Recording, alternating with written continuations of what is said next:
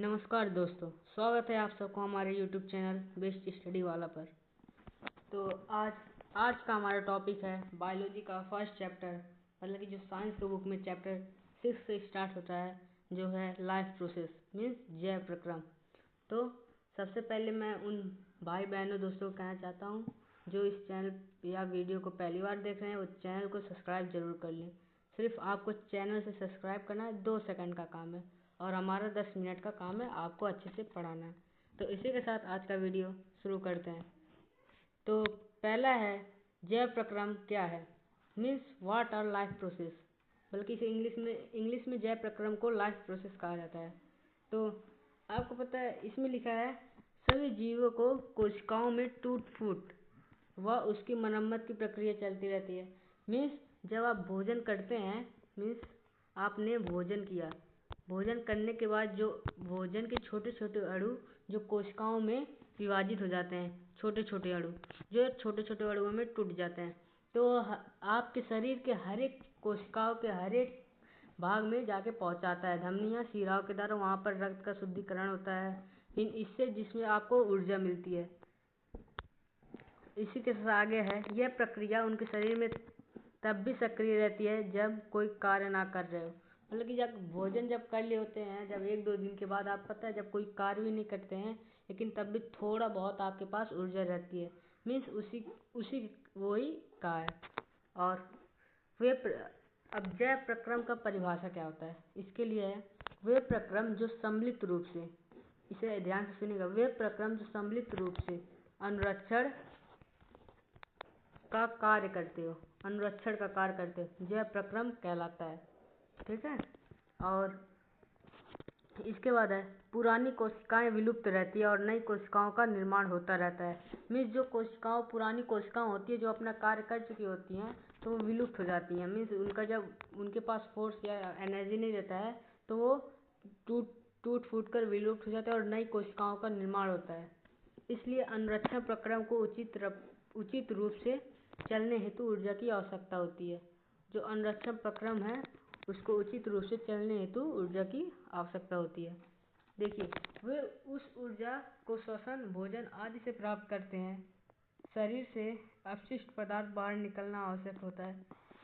श्वसन, भोजन, मतलब कि हमें जैव प्रक्रम ऊर्जा कहाँ से प्राप्त होती है। पहला तो श्वसन, जो हमें हर एक पल जीने के लिए हमें श्वसन की जरूरत होती है, और ऊर्जा प्राप्त करने के लिए इसका प्रमुख कारण या प्रमुख उस दोष नहीं कह सकते, कारण ही कह सकते हैं, है भोजन। अगर भोजन नहीं खाएंगे तो हमारे पास ऊर्जा नहीं मिलेगी हमारे शरीर में। और शरीर से अपशिष्ट पदार्थ जो अपशिष्ट पदार्थ होते हैं उनका बाहर निकलना आवश्यक होता है। इसके लिए उत्सर्जन तंत्र पाया जाता है। जो हमारे शरीर में अपशिष्ट पदार्थ होते हैं जो पाचन तंत्र के द्वारा पच नहीं पाते हैं, वो अपशिष्ट पदार्थ उत्सर्जन तंत्र जो बाहर निकलता है वो उत्सर्जन तंत्र के द्वारा निकलता है। जैव प्रक्रम के अंतर्गत जीवन का अनुरक्षण करने वाले पोषण, जो जैव प्रक्रम है, देखिए उसके अंतर्गत क्या क्या होता है। पोषण, श्वसन, परिवहन, उत्सर्जन आदि प्रक्रम निहित किया गया है। मीन्स ये सब इतना कंपलसरी है, इसके बिना नहीं हो सकता है। वो है पोषण, श्वसन, पोषण हो गया, श्वसन हो गया, परिवहन हो गया, उत्सर्जन आदि प्रक्रम, मतलब और भी प्रक्रम है। और देखिए शरीर से बाहर से ऑक्सीजन का ग्रहण करना तथा कोशिकीय आवश्यकता के अनुसार खाद्य स्रोत के विघटन में उसका उपयोग श्वसन कहलाता है। ये है श्वसन की परिभाषा। शरीर में बाहर से ऑक्सीजन का ग्रहण करना तथा कोशिकाएं आवश्यकता के अनुसार खाद्य स्रोतों के विघटन में उसका उपयोग श्वसन कहलाता है। देखिए, जब शरीर में हम जब ऑक्सीजन को ग्रहण करते हैं तथा जो कोशिकाएं हैं वो अपनी आवश्यकता अनुसार तथा खाद्य स्रोत में जब विघटित हो जाते हैं, अपघटित हो जाके ऊर्जा प्राप्त करती हैं, वही हमें श्वसन कहलाती है। और इसके बाद अगला टॉपिक है पोषण। पोषण क्या है, तो पोषण वो है जो प्रत्येक जीव को जीवित अवस्था बनाए रखने हेतु भोजन की आवश्यकता होती है।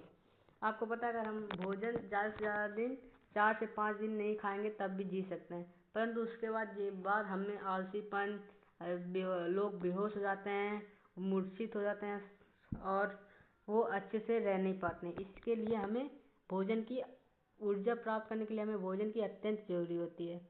और भोजन के अनेक घटक को ऊर्जा प्रदान करते हैं या वृद्धि के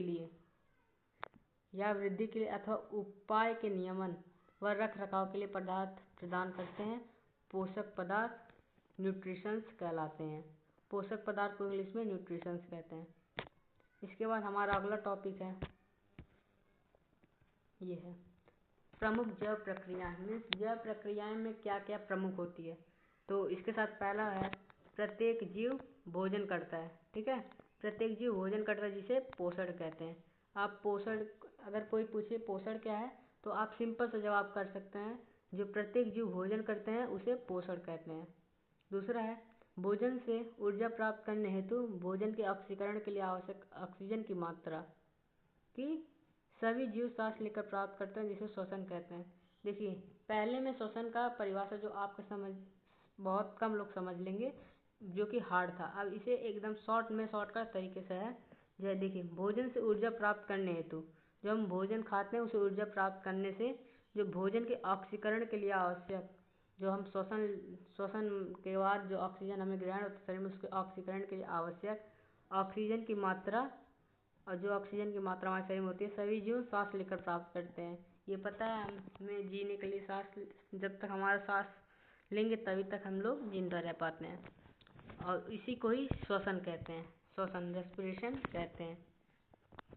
और ये अपशिष्ट पदार्थ से बाहर निकल जाते हैं, जो ये मिस टाइपिंग हो गया उसके लिए वो है अपशिष्ट पदार्थ से शरीर से बाहर निकलते हैं, जिसे उत्सर्जन कहते हैं, कहा जाता है। एक्सक्रीशन, जिसे इंग्लिश में एक्सक्रीशन कहते हैं।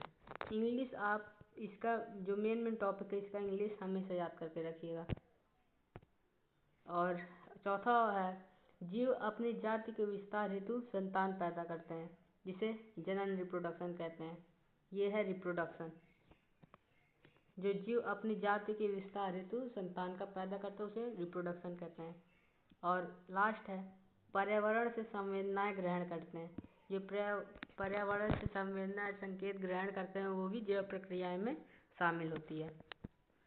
अगला है पोषण की आवश्यकता व उपयोगिता।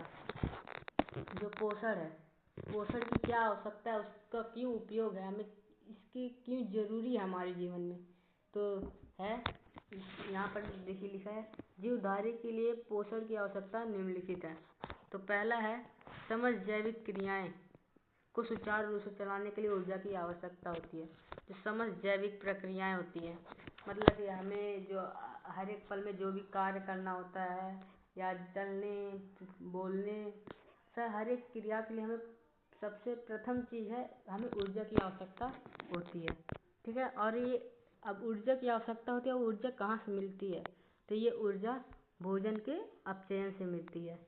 जो भोजन का अपचयन होता है, जब हम भोजन करते हैं तो वो छोटे छोटे अणुओं में जब कोशिकाओं में टूट जाता है तो कोशिकाओं में जाके एक क्रेब्स चक्र होता है। क्रेब्स चक्र, जब ये क्रेब्स चक्र में जब ये घुलन जाता है, घटित हो जाता है, तो क्रेब्स चक्र करके 38 ATP का निर्माण करती है। 38 ATP का, इसी 38 ATP से बनता है ग्लूकोज। 38 ATP से बनेगा ग्लूकोज।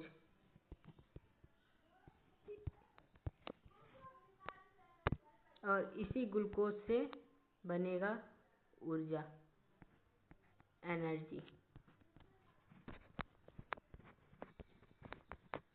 मीन्स इसके लिए हम अलग से वीडियो लाएंगे, उसमें बताएंगे आपको पूरी डिटेल में एकदम कैसे, मतलब कि कोशिकाओं में भोजन अपघटित होता है और कैसे ऊर्जा का होता है और कोशिकाओं के कार्य।